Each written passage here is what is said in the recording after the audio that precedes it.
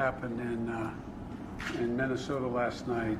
We've spoken to the governor, the mayor, spoken to the authorities there, and I haven't called Dante Wright's family, but our prayers are with their family.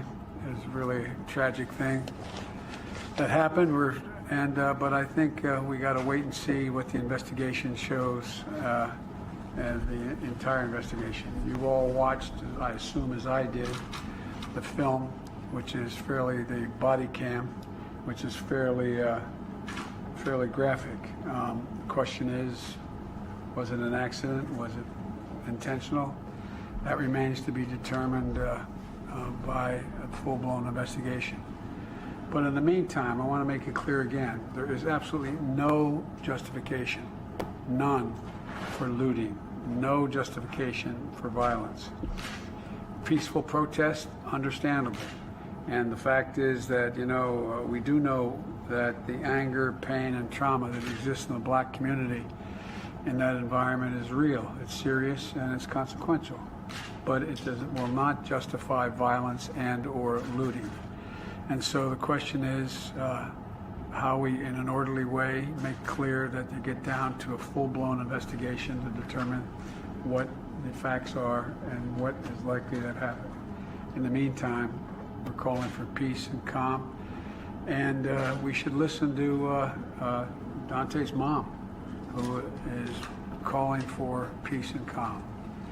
And that's all I have to say at this moment on that issue. So, Mr. President, do you think there should be federal resources to help keep the peace? Do you think you need to take any additional there are steps? already federal resources, and we have we spent a significant amount of time unrelating to this particular case and dealing with what may be the aftermath of anything that happens with the trial that's underway.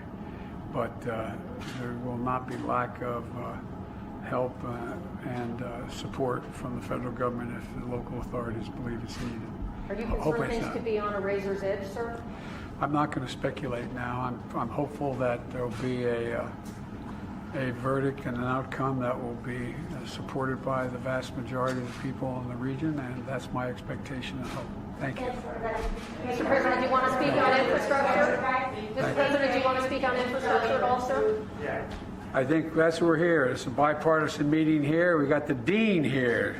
Don Young is here. We got the dean, so everything's going to be all right. But all kidding aside, I'm prepared to negotiate as to how the extent of my infrastructure project, as well as how we pay for it. But if we get in a serious conversation about how to do that, I think everyone acknowledges we need significant increase in infrastructure.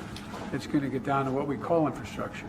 Some people don't think that, I'm not suggesting anybody here has that view, but there's a lot of folks saying that the fact that we have millions of people not able to drink water because there's lead and it's coming through lead pipes, I think that's infrastructure. I think broadband is infrastructure.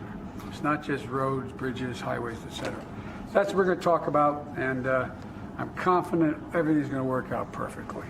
Mr. President, some Republicans say that they're concerned about being window dressing, Mr. President. I'm not big on window dressing, if you've observed. Thank you very much.